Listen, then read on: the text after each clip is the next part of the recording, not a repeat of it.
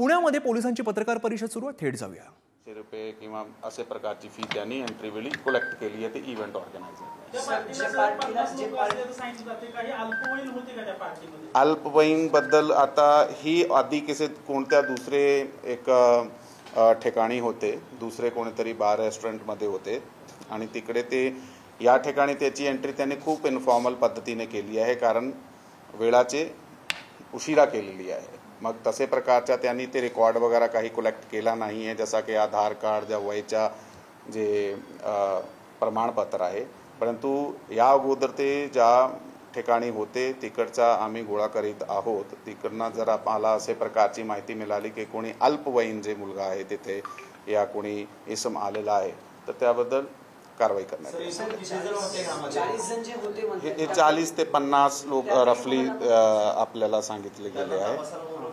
हो, त्यांना सगळ्याला तपासासाठी बोलवला जाणार. आयडेंटिफिकेशन BDOच्या बेसिसवर आहे आणि ज्या ठिकाणून ते आधी पार्टी करून आले होते तिथून आपण जे माहिती अधिक माहिती प्राप्त करून अशा प्रकारे त्याची माहिती गोळा करणार आहे. आणि त्याचबरोबर आता जे अटक झालेले माणूस आहे त्याच्याकडून सुद्धा विचारपूसमधून काही लोकांचे नाम निष्पन्न होत आहे.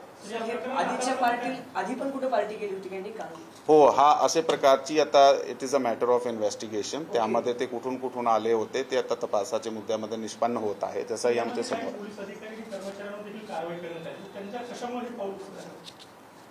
ही कसं आहे की वारंवार आमचे वरिष्ठ अधिकाऱ्याकडून आम्हाला आणि आमच्याकडून कनिष्ठ अधिकाऱ्याला वारंवार आणि अंमलदाराला सूचना देण्यात येते की एक जे लीगल परमिसिबल लिमिट आहे त्याच्या पलीकडे जाऊन कोणत्याही प्रकारची एस्टॅब्लिशमेंट चालू राहणार नाही आहे.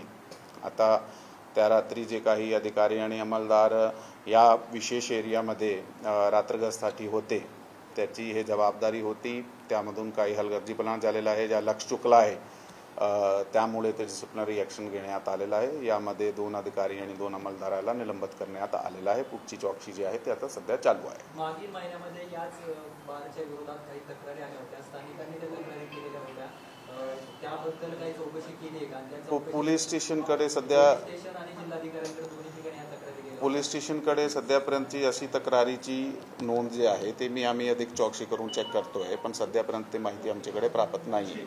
जे काही असेल तर त्याच्यावर कारवाई करण्यात येणार आहे. तर त्याबद्दल कारवाई केली जाणार आहे. ते we will hold an enquiry जर अशा प्रकारची काही आधी तक्रारी आलेली आणि त्याच्यावर कुठल्या प्रकारचे ॲक्शन घेतला गेल्याने विल वर्क अपॉन दॅट.